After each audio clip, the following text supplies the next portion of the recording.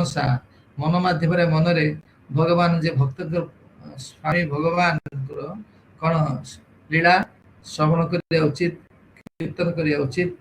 भगवान को ध्यान रूप को ध्यान करा उचित भगवान पूजा करा उचित एत द्वारा कौन हम ना जीवन परम मंगल जो भक्ति कौन कर जागरण कर भक्ति जागरण हो पार जोटा प्रथम प्रथम प्रश्न था कौन किए कह प्रथम प्रश्न था कौन एकांत शैव द्वितीय प्रश्न कौन थिला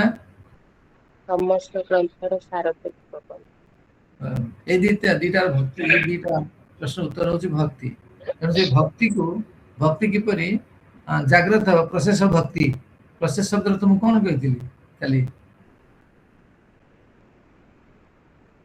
प्रोसेस शब्द अर्थ कौन process meaning A series of work एक कार्य समूह नहीं कार्य समूह कौन कौन से वर्णाश्रम नियम इत्यादि इत्यादि बहुत कार्य समूह कहते जी हूँ भक्ति संबंधित बात अच्छी नचे से बेकार तेणु से शेष निष्पत्ति उपनीत करुँचे जे तस्माद मनसा एक मनसा मनसा मध्य मनसा एक मनसा मन मनरे तेणु मनरे कौन कर मनरे एकाग्र भाव सातता प्रति जे भगवान श्रीकृष्ण कौन कर कीर्ति शुणव कीर्ति ज्ञान कर ध्यान कर पूजा कर नित्यदा नित्यदा मान सर्वदा एक कथा खाली आम सारी से कले कौन हम फलस्वरूप कौन हम जद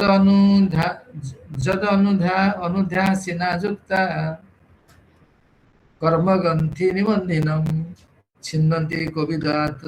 को न कुर्यात कथारतिम को न कुर्यात कथारतिम एमिति किए व्यक्ति अच्छी पंडित व्यक्ति अच्छी से कथारति को न कुर्यात कथारतिम रतिम शब्द रति एकाग्रता बा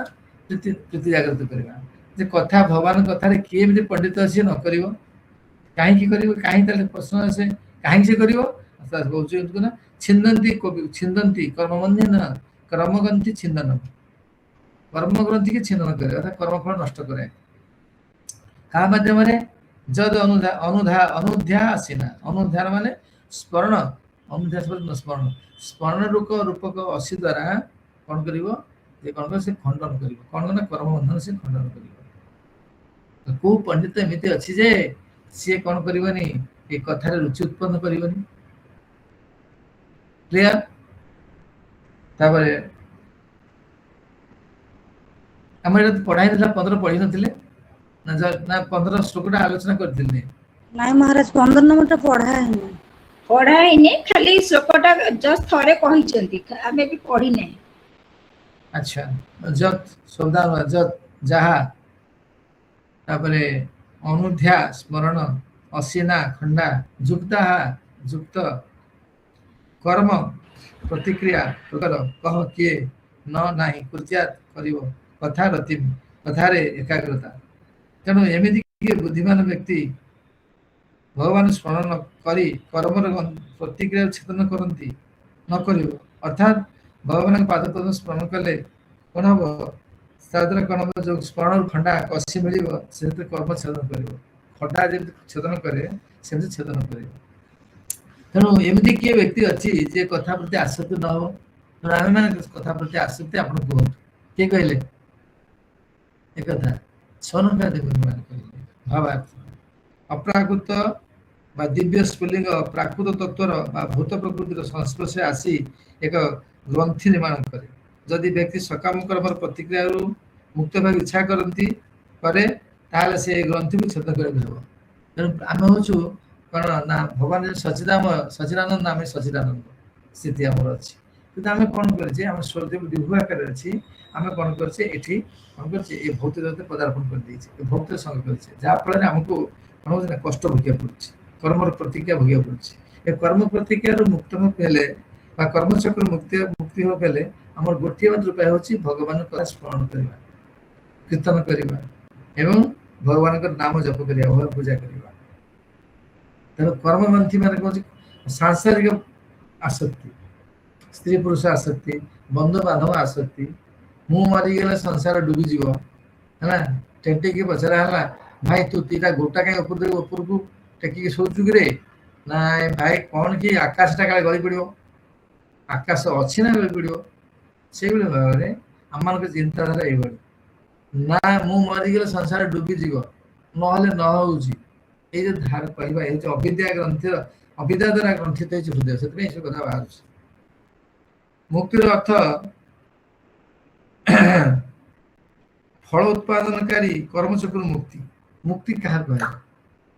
ମୁକ୍ତି ଇତି ଅନ୍ୟଥା ରୂପಂ ସ୍ୱରୂପେଣ ବ୍ୟବସ୍ଥିତ, ଦ୍ୱିତୀୟ ସ୍କନ୍ଧ କୁହାଯାଇଛି। ମୁକ୍ତିର ଅର୍ଥ ହେଉଛି ଆମେ ମାନେ କିପରି ସ୍ୱରୂପ ସ୍ଥିତି ଅବସ୍ଥାନ କରିବା, ମାନେ ଆମ ହଉଛି କୃଷ୍ଣଙ୍କର ନିତ୍ୟ ଦାସ, ଆମେ ଭୁଲି କଣ କରି ସଂସାରରେ ଦାସତ୍ୱ ସ୍ୱୀକାର କରିଛୁ, ମତେ ଆମର ଦାସତ୍ୱ ସବୁବେଳେ ରହିବ ନା, ସେଥିରେ ଆମେ ଏପଟ ସେପଟ ହେଇପାରିବାନି। ତେଣୁ ଆମେ କେମିତି କରିବା ନା ଆମର ପୂର୍ବ ସ୍ଥିତି ପାଇବା, ସଚିଦାନନ୍ଦ ସ୍ୱରୂପ ପାଇବା, କୋଉଠି ଗୋଲ ମୁଣ୍ଡାନ ବାସ କରିବା, ଏଇ କଥାଟା। ତେଣୁ ମୁକ୍ତିର ଇତି ଅନ୍ୟଥା ରୂପମ ସ୍ୱରୂପ ଅବସ୍ଥିତି। କର୍ମଚକ୍ର ମୁକ୍ତି ଅର୍ଥାତ୍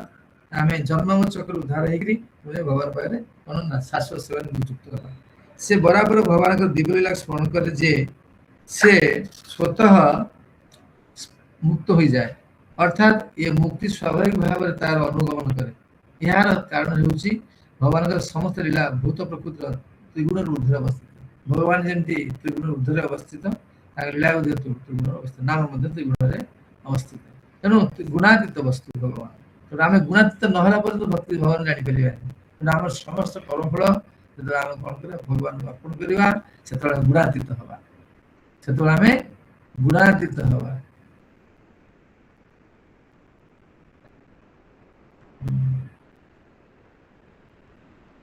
ଏହାର କାରଣ ହେଉଛି ଭଗବାନଙ୍କର ସମସ୍ତ ଲୀଳା ଭୂତ ପ୍ରକୃତିର ତ୍ରିଗୁଣର ଊର୍ଦ୍ଧ୍ୱରେ ଅବସ୍ଥିତ। ସେ ସବୁ ସର୍ବାକର୍ଷଣୀୟ ଲୀଳା ଦିବ୍ୟ ଲୀଳା ଏବଂ ସେଇଥିପାଇଁ ଭଗବାନଙ୍କର ଦିବ୍ୟ ଲୀଳା ସହିତ ସତ ସଂଯୁକ୍ତ ହୋଇ ରହିଲେ ବଦ୍ଧଜୀବ କ୍ରମଶଃ ପ୍ରାକୃତ ବା ଦିବ୍ୟ ହୋଇଯାଏ ବା ଦିବ୍ୟ ସ୍ଥିତି ଲାଭ କରେ ଏବଂ ପରିଣାମତଃ ଭୌତିକ ବନ୍ଧନରୁ ସେ ଛିନ୍ନ ହୋଇପାରେ। ତାର ଫଳସ୍ୱରୂପ ସେ ଭୌତିକ ବନ୍ଧନ ଆଉ ସଂସାରକୁ ଆସିବ ନାହିଁ। ତେଣୁ ଭୌତିକ ବନ୍ଧନରୁ ମୁକ୍ତି ପ୍ରେମମୟୀ ସେବା ବା ଭକ୍ତିର ଏକ ପ୍ରସାଦ ଅଟେ। ଭକ୍ତିର ପ୍ରସାଦ କଣ ନା ଭୌତିକ ବନ୍ଧନ ମୁକ୍ତ ହେବା ପ୍ରସାଦ। ଆତ୍ମଜ୍ଞାନ ପ୍ରାପ୍ତି ମୁକ୍ତି ପ୍ରାପ୍ତି ନିମିତ୍ତ ପର୍ଯ୍ୟାପ୍ତ ନୁହେଁ। ମୁଁ ଜାଣିଥିଲି ମୋ ଆତ୍ମା ଶରୀର ନୁହେଁ, ଏହା ହବନି। ତେଣୁ କଣ ପର୍ଯ୍ୟାପ୍ତ ନୁହେଁ, କିନ୍ତୁ ତମକୁ କଣ କରିବା ଭଗବାନ ପ୍ରେମମୟୀ ସେବା ଯୁକ୍ତ ହେବାକୁ ପଡିବ। ଏ ଜ୍ଞାନ ଭକ୍ତି ଦ୍ୱାରା ଆବୃତ ହେବା ଉଚିତ, ତାହେଲେ ପରିଣାମରେ ଭକ୍ତି ହିଁ ପ୍ରାଧାନ୍ୟ ଲାଭ କରିବ ଏବଂ ମୁକ୍ତିର ଅନିବାର୍ଯ୍ୟତା ସମ୍ଭବପର ହବ। ମୁକ୍ତି ନିଶ୍ଚିତ ପାଇବେ ଭଗବାନଙ୍କ ପ୍ରେମମୟ ସେବା ଲାଗିବ। ଏପରିକି ସକାମ କର୍ମୀ ମାନଙ୍କର କର୍ମ ଯଦି ଭକ୍ତି ଦ୍ୱାରା ଆବୃତ ହୁଏ, ତାହେଲେ ତାହା ମଧ୍ୟ ମୁକ୍ତି ପ୍ରଦାନ କରିବ। ସକାମ କର୍ମୀ ଯଦି ମନେକର ଗୋଟେ ପୁତ୍ର କାମନା ହେଲା, କାହାକୁ ମାଗିବ? ପୁତ୍ର କାମନା କାହାକୁ ପୂଜା କରି ମାଗିବା କଥା? ଭଗବାନ ପୂଜା କରି ମାଗିବ, ଅନ୍ୟ ଦେବତା ପୂଜା କରି ମାଗିବ ନାହିଁ। ତାହା ମଧ୍ୟ କଣ ବେଳେ ବେଳେ ମୁକ୍ତି କାମ, ମୁକ୍ତି ଆଡକୁ ତୁମକୁ ଟାଣି ନେବ ଧୀରେ ଧୀରେ। ଭକ୍ତି ଦ୍ୱାରା ଆବୃତ କର୍ମ, ଭକ୍ତି ଦ୍ୱାରା ଆବୃତ କର୍ମକୁ ହିଁ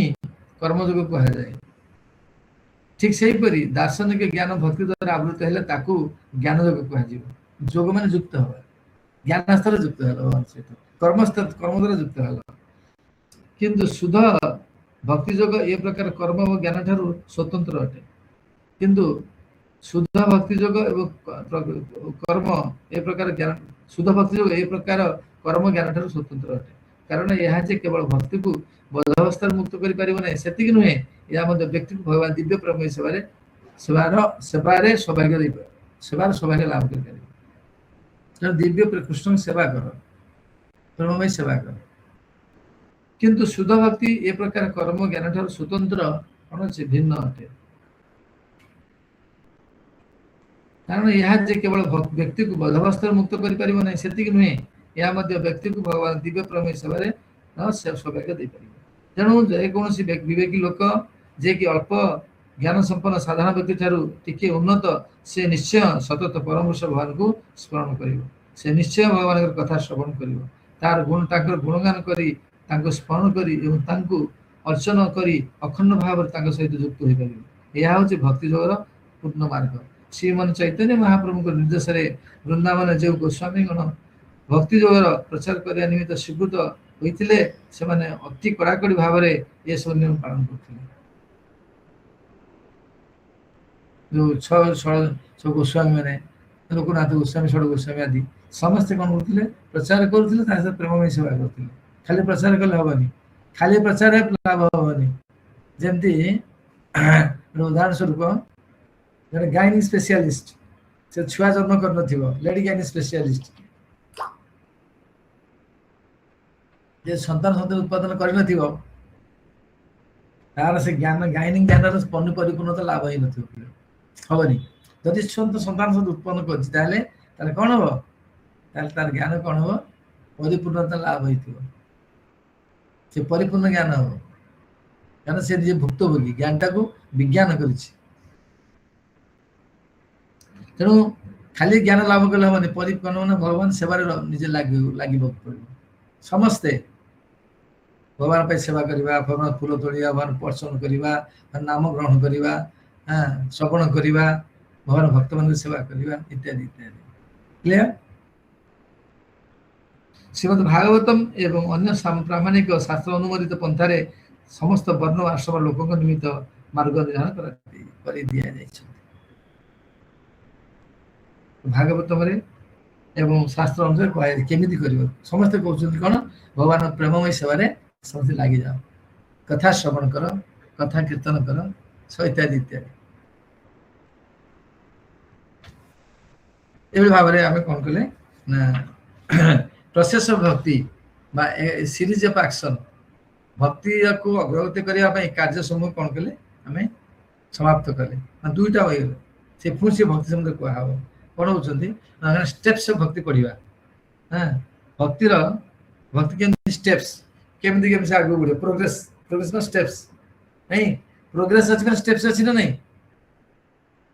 तुम आगे बढ़ुच माने सोपान अच्छी ना नहीं सीढ़ी अच्छी ना नहीं सेमती प्रोग्रेस ऑफ भक्ति आरंभ हम बर्तमान प्रोग्रेस ऑफ भक्ति आरंभ कौ जाए जीव एक रु 16 जीव 21 पर्यंत प्रोग्रेस केमती कर भक्ति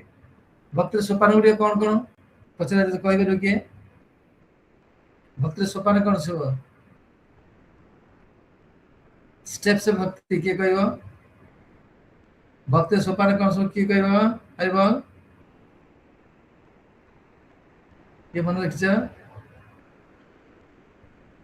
आदौ सदा तत साधु संग तत भजन क्रिया तत निष्ठा तत रुचि आसक्ति भाव तत प्रेम मन स्टेप्स अच्छा स्टेप कहले कौन प्रथम स्टेपटा कौन है श्रद्धा श्रद्धा श्रवण करू करू कौन श्रद्धा जागृत हम ना नहीं हरि बोल सुप्रा माता जी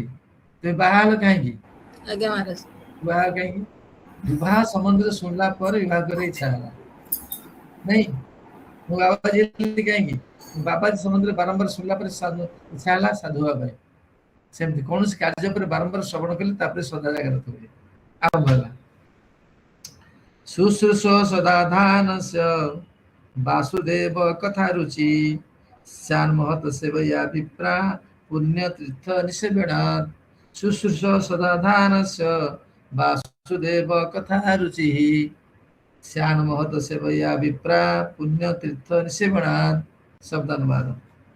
शुश्रूष जे श्रवण नियुक्त अच्छा है ना श्रवण आसीगला आदौ श्रद्धा आसो तापर सदाधान से सदा माने सावधान शुण जहाँ जहाँ शास्त्र वर्णना कराई से शुण सदा एवं एकाग्रता पूर्वक शुण पूरा एकाग्र शुण वासुदेव वासुदेव संबंध में कथा कथा रुचि उत्सुकता सैत् संभव हम महत सेवया महात्मा सेवा कर शुद्धभत्मा सेवा कर विप्रा ये विप्रगण पुण्य तीर्थ जो मैंने समस्त प्रकार दुर्गुण मुक्त सेवा कर निसेवना सेवा द्वारा शुश्रूष सदाधान वासुदेव कथा रुचि श्यान महत सेवा विप्रा पुण्य तीर्थ निसेवना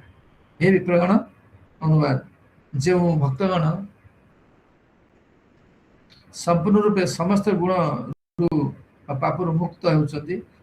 सेवा कले एक महत्व सेवा संपन्न है ये प्रकार महत् सेवा द्वारा मानव हृदय वास्तव कथा प्रति रुचि उत्पन्न तेणु पचार कहते जे भगवान कथा शुणवार कौन ना स्टेप सब कहते केमी स्टेप जीव सब आगे आगे बढ़ कि है ना से प्रोसेस बार कहले ଏବେ ସ୍ଟେପ୍ସ କହୁଛନ୍ତି ପ୍ରୋଗ୍ରେସ କେମିତି ହବ। शुश्रूष सदा ध्यान जे सब शुश्रूष माने सर्वदा शुणी निजुक्त अच्छी आज शुण दी चार दिन शुणनी यही नुह कंटिन्यूअसली क्रमान्वय कंटिन्यूअसली निरवच्छिन्न भाव शुणुव कौन बासु कौन हम सदा किपर शुणव शुणा शैली अच्छी सदा ध्यान से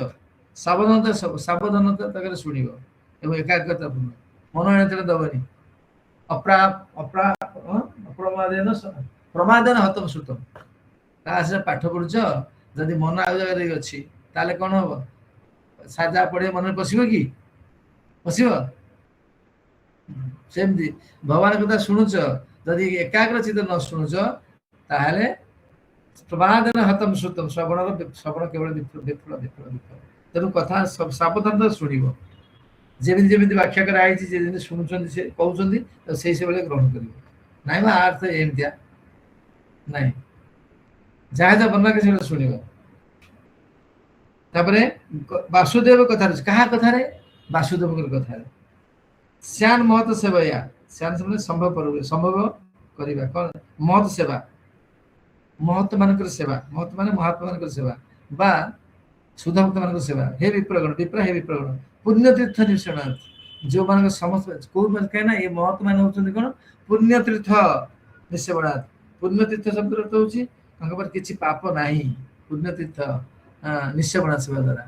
ये मान किसी पाप ना राम ना पाप ना कि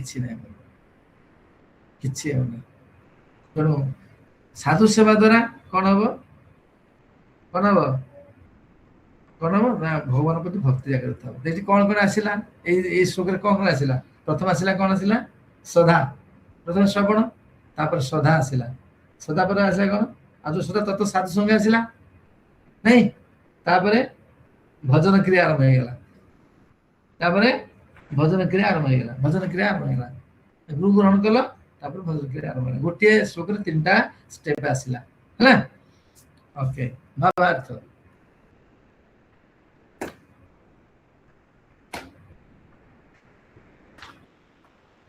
जीवन बध जीवन कारण होउछि भगवान प्रति विद्रोह आचरण करवा बध कहीं बधस्त कहीं जीवा भगवान उपभोगकारी मुझे उपभोगकारी हेबी भगवान से मुझे समान हेबी भगवान नहा जगत भगवान की भगवान शून्य ये सब जिन जो मंत्र गुड़ाक अच्छे विद्रोह मंत्र केतेक मनीष केते मनीष अच्छा जो मैंने दैवी गुण संपन्न अटंती एवं आउ केते मनीष अच्छा असुर अच्छा जो मैंने भगवान कर्तृत्व विरोधाचरण करती भगवदगीतार षोड़श अध्याय कहुई असुर आसुरी संपद विस्तृत विवरण दि जाए कहुई आसुर असुर जोनि असुर निम्नाति निम्न अज्ञान अवस्था असुर जी भगवान से अस्वीकार करे सी हूँ असुर सी हूँ अति निम्न स्थिति अच्छी यहीपरि भाव में से निम्न पशुजोनि लाभ करुरान संसार नराधमान क्षिपामी अजस अशुभान आसुरी जोनिषु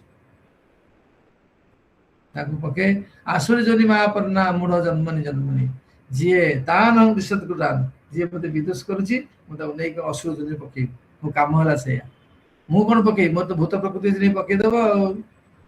भूत प्रकृति अच्छी पकईदेव नहीं फल से अद्वैत सत्य भगवान विषय किसी अवगत हो पारना ये असुर माने भगवान इच्छा अनुजाई मुक्त सेवक मान कृपा जो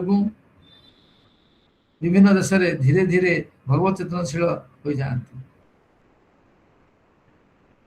कौन हुए ना से कह हाँ हो जाती ए प्रकार भक्तगण भगवान अत्यंत विश्वस्त पार्षद अटंती एमाने जितेबाला मानव समाज को निरीश्वरवाद रूपक संकट उद्धार करने निमित्त ये धर्म को आसुँच से भगवान सत्यावेश अवतार अथवा भगवान पुत्र अथवा दास सहचर हो परिचित होती किंतु एमाने कई भूल सुधा निजक भगवान बोली कहते नहीं कई एमती व्यक्ति नहीं कि भूल रे भगवान कई कह किए प्रतिनिधि की आसो किए दास होगी आसी प्रचार कर कहीं जीव को उद्धार करने आसती पुरी एमानकर खोसामतकारी अच्छा जो मैंने ये मिथ्याचारी मान को भगवान बा अवतार बोली स्वीकार करते प्रामाणिक ग्रंथ बा वैदिक शास्त्र मानक भगवान अवतार मान संबंध में स्पष्ट वर्णना अच्छी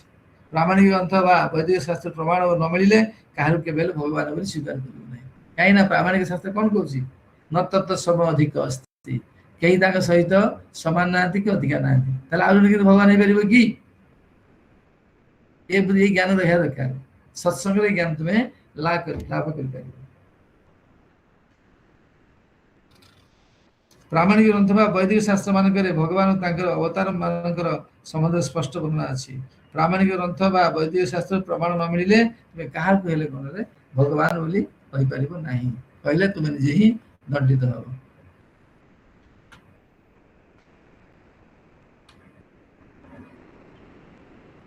जो भक्तगण वास्तव रे जो भक्तगण वास्तव रे भगवान प्राप्त इच्छा करती से मानक द्वारा भगवान सेवक वृंद भगवान सदृश सम्मानित होगा उचित मान जी भगवान प्रकृत सेवक साक्षात हरि साक्षात भगवान भक्त मान प्राय भगवान पूजा करा पड़े से मानक द्वारा भगवान सेवक वृंद भगवान सदृश सम्मानित होगा उचित ए प्रकार भगवत भक्त सेवक मान महात्मा तीर्थ बोली कहा जाए एवं से स्थान काल पात्र अनुजाई भगवान वाणी प्रचार करते प्रचार केमी स्थान काल पात्र कौटी के मात्रा कम कर Hare Krishna Ayurveda doctor homeopath doctor कौन कह फाड़े खाइब छोट पिला बड़ लोक कहले अधिक दो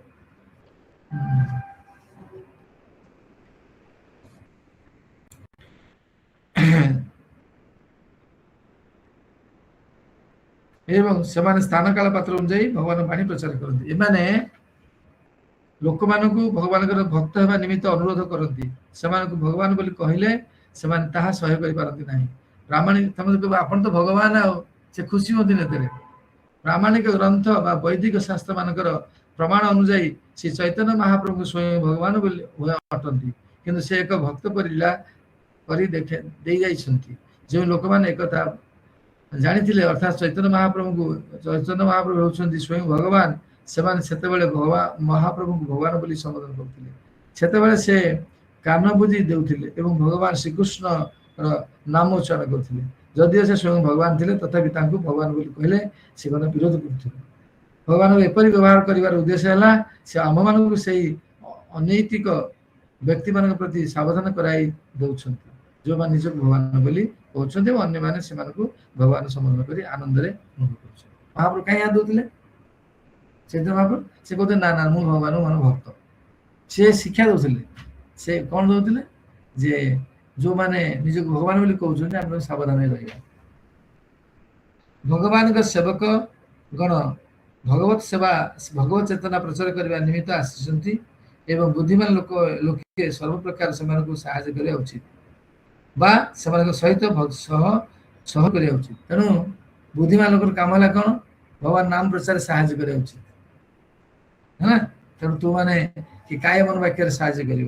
कि आर्थिक साहाय्य दे पार कि शारीरिक साहाय्य दे पार जेन प्रकार से भगवान के वाणी प्रचार हो कौन हो ना भगवान कृपा सहज जी साहाय्य कर प्रचार से भगवान कृपा सहज लाभ करते हैं जदि व्यक्ति भगवत भक्त सेवा करे ताहले भगवान अत्यधिक आनंद हमें सीधा सड़क भगवान सेवा करी अपेक्षा भक्त मान सेवा कले भगवान अधिक संतुष्ट होती भगवान जिते देखते जे भक्तगण यथायोग्य सम्मान लाभ कर अधिक आनंद अनुभव करती कारण ये भक्तगण भगवान सेवा निमित्त समस्त त्याग कर अतएव से भगवान अति प्रिय अटंती भगवान श्रीमद भगवद गीतार कहते जे भक्त अपेक्षा मोर अधिक प्रिय किए नुहति जे कि मोर महिमा मोर वाणी प्रचार संपूर्ण आत्म उत्सर्ग कर प्रकार भक्त मान सेवा कले व्यक्ति क्रमश से भक्त मान गुण प्राप्त हो एवं यहीपरि भाव से भगवान लीला प्राथमिक योग्यता होउछि से भगवान कथामृत श्रवण निमित्त उत्कृष्ट उत्कट आकांक्षा पोषण कर प्रथम योग्यता कौन भगवान शुणिया कथा शुणा श्रवण इच्छा है कौन आसला 16 कौन आसला 16 हाँ 16 आसला कौन श्रद्धा आसला श्रवण कल तो श्रद्धा आसला भजन आरंभ होगा अरे जय श्री प्रभुपाद की किए बुझी पारे कह आज सब अधिक स्ट्रेंथ आज्ञा महाराज एटा स्टेप ऑफ भक्ति प्रोग्रेस टा केते बुझी पारे छै से बेला कौन प्रोसेस भक्ति प्रोसेस स्टेप ऑफ भक्ति रे श्रद्धा श्रवण साधु सेवा भजन प्रथम श्रवण प्रथम श्रवण आज्ञा और श्रवण कले से कार्य में सदा करते हो आज्ञा सदा तला सदा सदा पर कौन ना साधु संग रे साधु संग आसीबो है ना आज्ञा तापर अरे भजन भजन किया ए शोक लिखा हो हरे कृष्ण महाराज महाराज ये जो माने महत मानकर जो सेवा सेटा कोन साधु संग अंडर आसीबो जो लेखा है जी